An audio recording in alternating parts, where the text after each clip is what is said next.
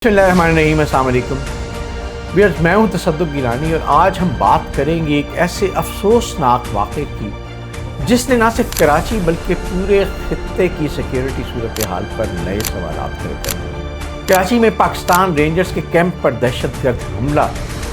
और इसके बाद पाकिस्तान की भरपूर जवाबी कार्रवाई और अफ़गानिस्तान के हवाले से बढ़ती हुई कशीदगी। तो इस कराची में क्या हुआ? 27 जून 2026 को कराची के गुलिस्तान जौहर में वाक़या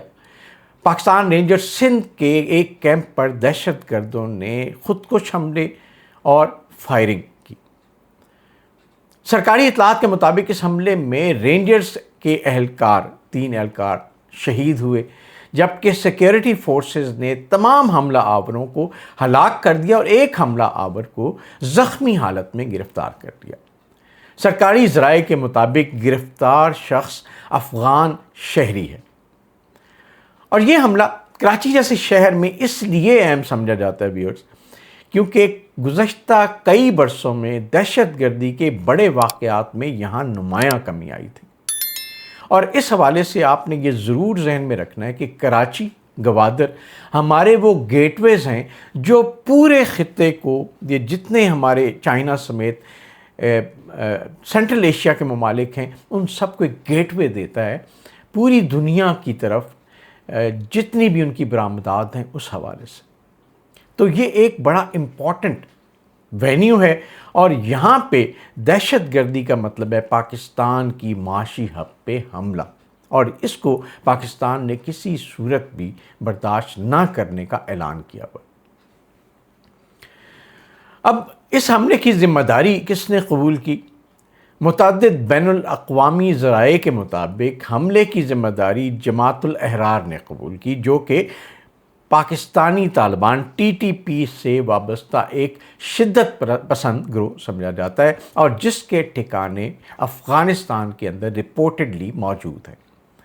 पाकिस्तानी हुकाम का मौक़िफ़ है कि पाकिस्तान में हालिया दहशतगर्दी की कई कार्रवाइयाँ सरहद पार महफूज ठिकानों से मुनज़्ज़म तौर पर जारी है,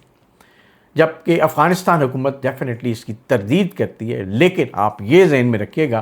कि पाकिस्तान की सिक्योरिटी फोर्सेस पाकिस्तान के शहरियों पे हमले ऑफ कोर्स किसी न किसी दुश्मन की कार्रवाई हैं, और इस हवाले से पिछले व्लॉग्स में भी आपको बड़ा क्लियरली हमने बताया था कि इंडियन स्पॉन्सर्ड दहशतगर्द जो कि वहाँ पे इंडियन फंडेड हैं और वो अफ़गानिस्तान की सरज़मीन इस्तेमाल करते हुए पाकिस्तान के ऊपर दहशतगर्द हमले करते हैं, और इसकी बहुत ज़्यादा तफसीलात भी आपसे शेयर की गई थी और इंटरनेशनल ज़राए से भी, लोकल ज़राए से भी इसकी तस्दीक भी आपने मुख्तलिफ़ फ़ोरम पे यकीनन देखी होगी। अब कराची हमले के बाद पाकिस्तान ने ऐलान किया कि दहशतगर्दों के ख़िलाफ़ कार्रवाइयाँ मज़ीद तेज़ की जाएंगी, क्योंकि पिछले कुछ अरसे में दहशतगर्द कार्रवाइयों में नुमायाँ कमी आई है और उसमें पाकिस्तान की सिक्योरिटी फोर्सेस और पाकिस्तान की स्टेट ने बड़े वाज़े मौक़िफ़ अख्तियार करते हुए दहशतगर्दों के जहाँ जहाँ भी ठिकाने थे उनको निशाना बनाने का न सिर्फ ऐलान किया बल्कि उनको निशाना भी बनाया और इंटेलिजेंस बेस्ड ऑपरेशंस भी किए। सरकारी बयानात के मुताबिक सरहदी इलाक़ों में ज़मीनी ऑपरेशंस भी किए गए और पाकिस्तान ने अफ़गानिस्तान की सरहद के करीब फ़िज़ाई कार्रवाइयाँ भी की और कहा कि इनका हदफ दहशतगर्दों के ठिकाने हैं, जहाँ से वो पाकिस्तान के ऊपर हमले करते हैं। इस हवाले से अफ़गानिस्तान की तालिबान हुकूमत ने भी पाकिस्तान की कार्रवाइयों के ऊपर अपने बयानात जारी किए हैं और उनका कहना है कि फ़िज़ाई हमलों में शायद आम शहरी शहीद हुए, लेकिन पाकिस्तान का मौक़िफ़ बड़ा वाज़ेह है कि बहुत प्रिसाइज़ली ये कार्रवाइयाँ सिर्फ दहशतगर्द कैंपों के ऊपर की गईं और इन दहशतगर्दों के ख़िलाफ़ की गईं। अक़वाम मुत्तहिदा समेत बैनुल अक़वामी इदारे भी इस मामले में बहुत ज़्यादा कंसर्न्ड हैं। یہ تنازع نہیں ہے۔ پاکستان اور افغانستان کے درمیان سرحدی کشیدگی کوئی نئی بات نہیں ہے۔ 2001 کے بعد دہشت گردی کے خلاف جنگ نے صورتحال کو بہت پیچیدہ کر دیا، اور 2021 میں افغانستان میں طالبان کی حکومت کے قیام کے بعد پاکستان میں دہشت گرد حملوں میں دوبارہ اضافہ دیکھنے میں آیا، جس کی وجہ سے دونوں ممالک کے تعلقات بہت زیادہ کشیدہ پائے گئے۔ پاکستان کا موقف اس معاملے میں بہت واضح ہے کہ پاکستان مسلسل یہ موقف اختیار کیے ہوئے کہ اگر سرحد پار سے پاکستان کے اندر دہشت گرد حملے ہوتے ہیں تو ریاست اپنے شہریوں کے تحفظ کے لیے ضروری اقدامات کرنے کا پورا حق رکھتی ہے، اور وہ کرے گی۔ اسی بنیاد پر حالیہ کارروائیوں میں پاکستان نے انسداد دہشت گردی کے تحت کئی افغان دہشت گردوں کے ہلاک کرنے کا دعویٰ بھی کیا۔ اس کشیدگی کے ممکنہ اثرات کیا ہو سکتے ہیں؟ ہم بار بار یہ بات کرتے رہے ہیں کہ پاکستان ایک ایسی جیو اسٹریٹجک لوکیشن پہ واقع ہے کہ جہاں پہ مستقبل کے جو بحری راستے ہیں اور مستقبل کا جو ایک اکنامک ہب ہے وہ پاکستان اس کا ایک گیٹ وے ہے، اور یہی وجہ ہے کہ کچھ ممالک اس حوالے سے پاکستان کی خوشحالی اور اس خطے کی خوشحالی پر مسلسل حملے کر رہے ہیں، اور اگر صورتحال قابو میں نہ آئی تو اس کے کئی اثرات سامنے آ سکتے ہیں۔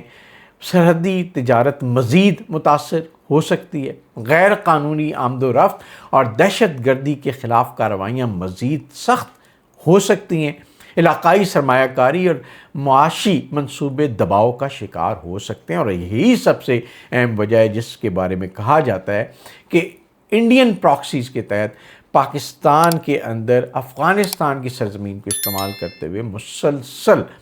پاکستان کے اور خطے کے معاشی مفادات پہ اٹیک کیے جاتے ہیں۔ چین وسطی ایشیا اور پورے خطے کی سلامتی پر اس کے اثرات مرتب ہو سکتے ہیں۔ سی پیک اس کا بہت بڑا ٹارگٹ ہے، اور پاکستان کے جو بندرگاہیں ہیں وہ بھی ان کا بہت بڑا ٹارگٹ ہے۔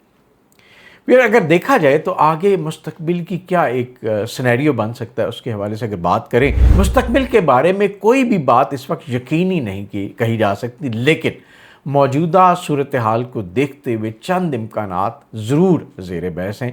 پاکستان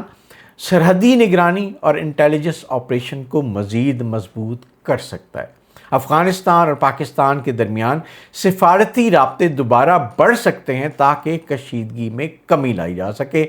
چین، اقوام متحدہ اور دیگر علاقائی ممالک کشیدگی کم کرنے میں اپنا اہم کردار ادا کرنے کی کوشش کر رہے ہیں۔ اگر دہشت گرد حملوں کا سلسلہ جاری رہا تو محدود جوابی کارروائیوں کا خطرہ برقرار رہے گا، تاہم بڑے پیمانے پر جنگ ناگزیر نہیں سمجھی جا سکتی، اور اس بارے میں کوئی حتمی پیش گوئی بھی نہیں کی جا سکتی۔ لیکن یہ واضح ہے کہ پاکستانی حکام نے بڑا کلیئرلی ایک اپنا پوائنٹ آف ویو دیا ہے کہ پاکستان کے شہریوں اور پاکستان کی سرحدوں کے اندر کسی بھی قسم کی دہشت گرد کارروائیوں کا مکمل اور بھرپور جواب دیا جائے گا، اور یہ پاکستان کا حق ہے۔ پاکستان کے شہریوں پہ حملے یا دنیا میں کسی بھی ملک کے اندر اس کے شہریوں پہ حملے کوئی بھی ملک برداشت نہیں کر سکتا۔ کراچی میں رینجرز کیمپ پر حملہ صرف ایک سیکیورٹی واقعہ نہیں تھا، اس نے ایک مرتبہ پھر یہ ثابت کیا کہ دہشت گردی کے خلاف جنگ ابھی ختم نہیں ہوئی۔